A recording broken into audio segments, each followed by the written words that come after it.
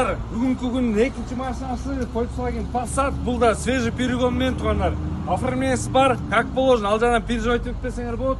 Чыгарган жылы 94, 1.8 моно газ бензин дейт досум. Газ бензин.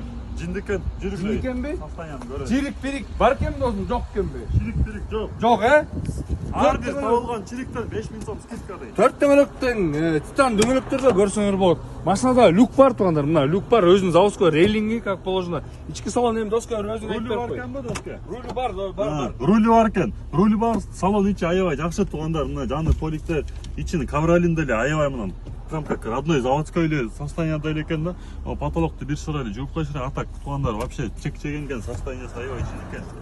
Аттан өткөндө туугандар, ач келин колун кое алып, мындай бери карасаң колун кое алып мындай байкелер бар го, тамекини түтөтүп алып, түттөйт эне салонун баары тамек түтанып кеткен.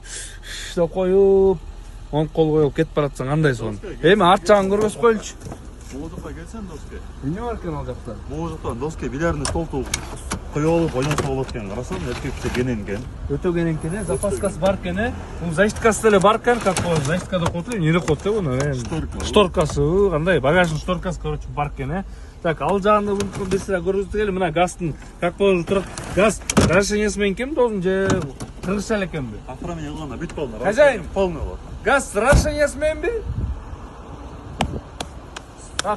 Кемес оформление кылдырат да турабы? Болду, оформление кылдырат экен туугандар. Бунун баасы канчалык болот ал?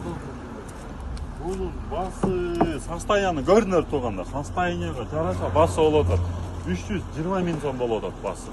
320 миң сом, 320 миң сом. Так, 320 миң сом туугандар, эс номер жазып коесуз, чала бересиздер, соза ала бересиздер. Бул биздин автосалондо болот туугандар. Ассаламу алейкум.